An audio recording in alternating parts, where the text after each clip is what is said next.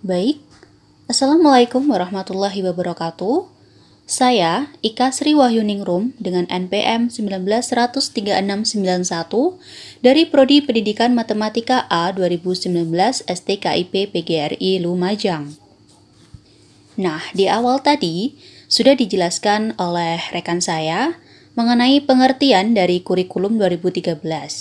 Sekarang, apa sih komponen-komponen dari kurikulum 2013? Di sini saya akan menjelaskan mengenai komponen kurikulum 2013. Komponen kurikulum 2013 memiliki 4 komponen, yaitu yang pertama tujuan, yang kedua isi atau materi, yang ketiga strategi pembelajaran, yang keempat evaluasi. Nah, keempat komponen tersebut memiliki keterkaitan yang erat dan tidak bisa dipisahkan. Untuk lebih jelasnya, saya akan menjelaskan masing-masing komponen tersebut. Yang pertama, komponen tujuan. Kurikulum 2013 bertujuan untuk mempersiapkan manusia Indonesia agar memiliki kemampuan hidup sebagai pribadi dan warga negara yang beriman, produktif, kreatif, inovatif, dan efektif, serta mampu berkontribusi pada kehidupan masyarakat, berbangsa, bernegara, dan peradaban dunia.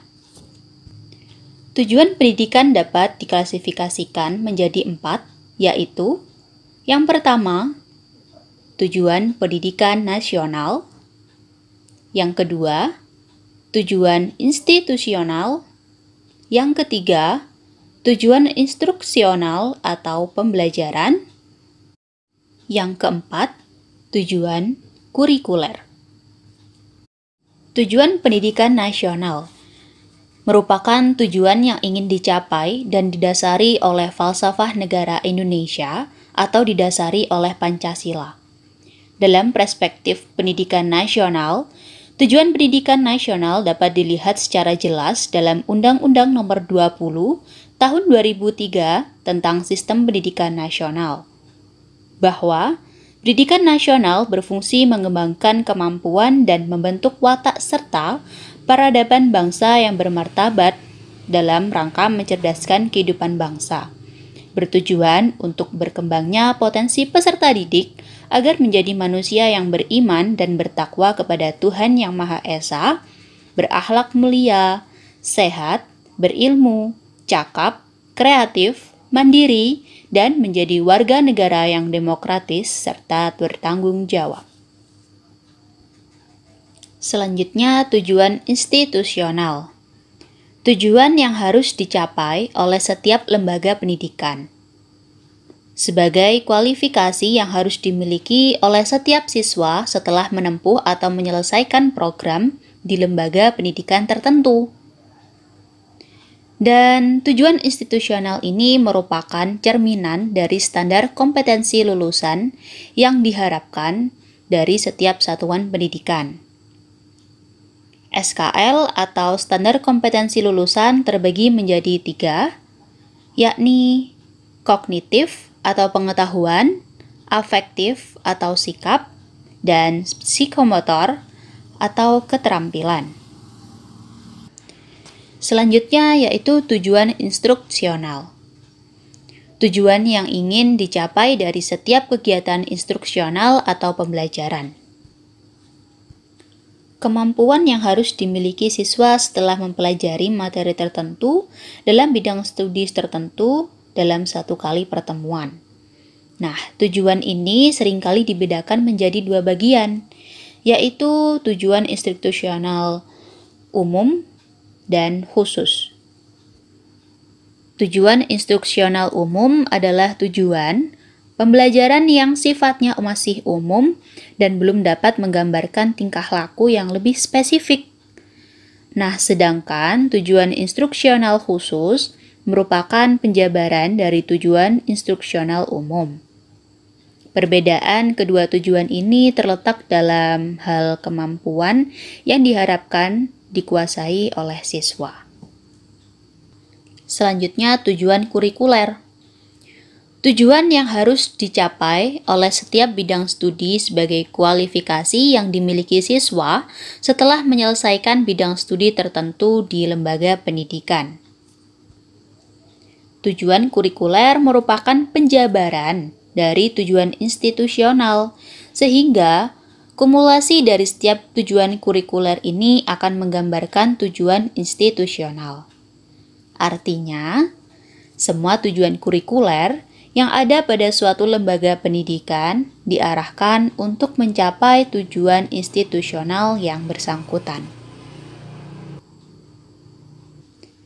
Untuk komponen kurikulum 2013 yang kedua adalah isi atau materi atau konten. Isi kurikulum ini merupakan segala sesuatu yang diberikan kepada anak didik dalam kegiatan belajar mengajar, dalam rangka mencapai tujuan pembelajaran. Komponen ini meliputi segala hal yang akan diterima oleh peserta didik melalui proses belajar mengajar yang diikutinya. Mulai dari jenis mata pelajaran yang akan dipelajari, hingga program dari masing-masing mata pelajaran tersebut. Tentunya, mata pelajaran disesuaikan dengan jenis, jenjang, maupun jalur pendidikan yang ada. Nah, berikut ini merupakan kriteria yang dapat membantu perancangan kurikulum dalam menentukan isi kurikulum. Yang pertama, isi kurikulum harus sesuai, tepat, dan bermakna dari perkembangan siswa. Artinya, sejalan dengan tahap perkembangan siswa. Yang kedua, isi kurikulum harus mencerminkan kenyataan sosial. Artinya apa? Harus sesuai dengan tuntutan hidup nyata dalam masyarakat. Kemudian yang ketiga, isi kurikulum harus mengandung pengetahuan ilmiah yang tahan uji. Artinya tidak cepat lapuk, hanya karena perubahan tuntutan sehari-hari. Yang keempat, isi kurikulum harus mengandung bahan pelajaran yang jelas. Teori, prinsip, konsep yang terdapat di dalamnya bukan hanya informasi aktual. Dan yang terakhir, isi kurikulum dapat menunjang tercapainya tujuan pendidikan. Selanjutnya, komponen kurikulum 2013 yang ketiga adalah komponen metode atau strategi pembelajaran atau teaching strategies or learning experience. Komponen kurikulum 2013 yang satu ini meliputi rencana, metode, dan perangkat yang direncanakan untuk mencapai tujuan tertentu. Dalam kurikulum 2013 ini, para tenaga pendidik memiliki ruang untuk mengembangkan metode pembelajaran yang kreatif dan inovatif dalam menyampaikan mata pelajaran yang memungkinkan siswa untuk dapat melaksanakan proses belajarnya secara aktif, kreatif, dan menyenangkan dengan efektivitas yang tinggi. Pemilihan atau pembuatan metode atau strategi dalam menjalankan kurikulum yang telah dibuat haruslah sesuai dengan materi yang akan diberikan dan tujuan yang ingin dicapai. Selanjutnya, komponen yang keempat atau yang terakhir yaitu komponen evaluasi. Komponen yang memiliki fungsi pada proses pemberian penilaian dari proses pembelajaran yang sudah terjadi.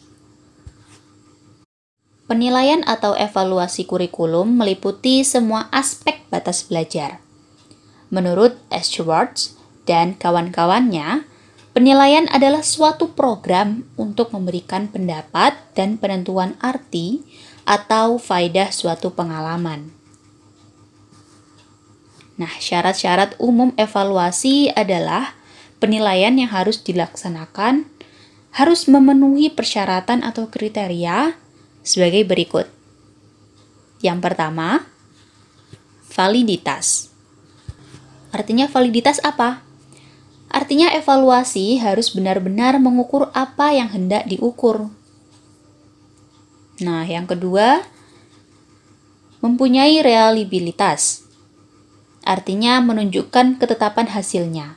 Dengan kata lain, orang yang akan dites itu akan mendapat skor yang sama bila dites kembali dengan alat uji yang sama.